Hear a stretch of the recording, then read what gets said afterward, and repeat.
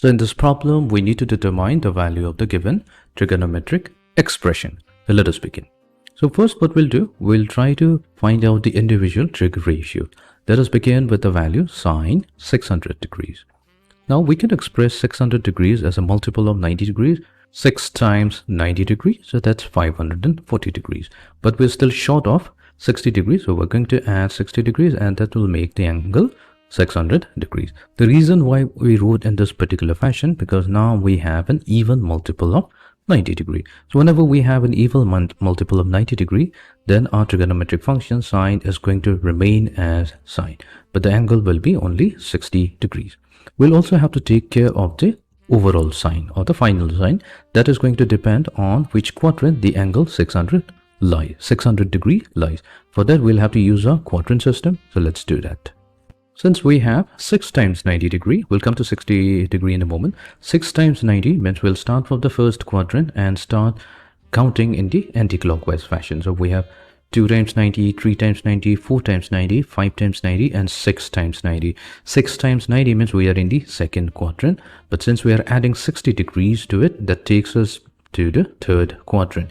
Now in the third quadrant, only the tangent and the cotangent functions are positive. Everything else is negative. So that means we will get a negative result. So we have negative sine 60 degree and we know the value sine 60 degree. So our value is going to be negative square root of 3 over 2.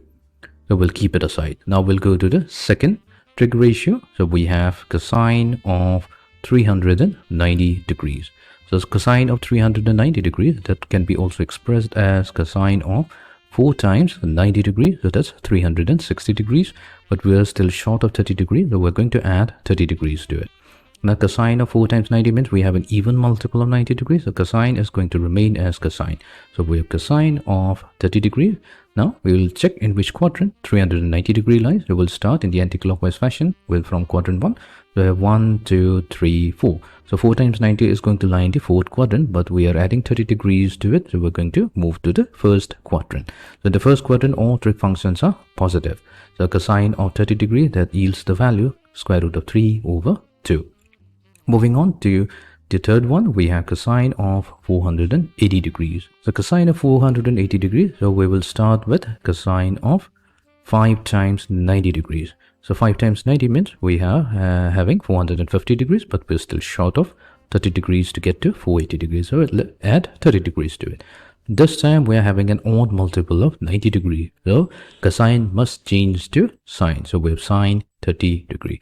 So we'll check in which quadrant we lie. So we have 1, 2, 3, 4, 5. So we are in the fifth quadrant, but we are adding 30 degree to our value. So we are going to reach this second quadrant.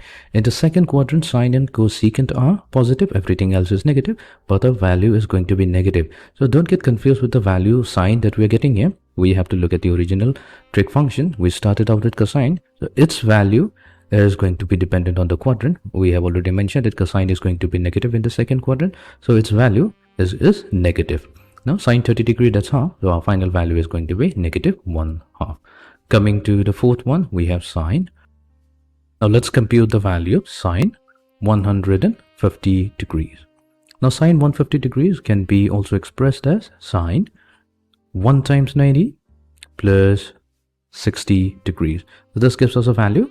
Now we have an odd multiple of 90 degrees. So sine will change to cosine. We're going to get cosine 60 degree. Now 1 times 90 means we are in the first quadrant, but adding 60 to it takes us to the second quadrant where sine and cosecant are positive. So we're going to get a positive value here. So our value will be positive cosine 60 degree and cosine 60 is 1/2. Now we have the value of all the 4 trigonometric ratios, which we can substitute into our original expression. So we're going to get cosine 600, that's negative square root of 3 over 2. This is multiplied to cosine 390, which is square root of 3 over 2, plus cosine of 480 degrees, so that's negative half, multiplied to sine 150 degrees, so that's positive half, which will be equals to negative 3 over 4 minus 1 over 4, which gives us negative 4 divided by 4, and our final value is going to be negative 1. So that means the value of this particular trigonometric expression comes out to be negative 1.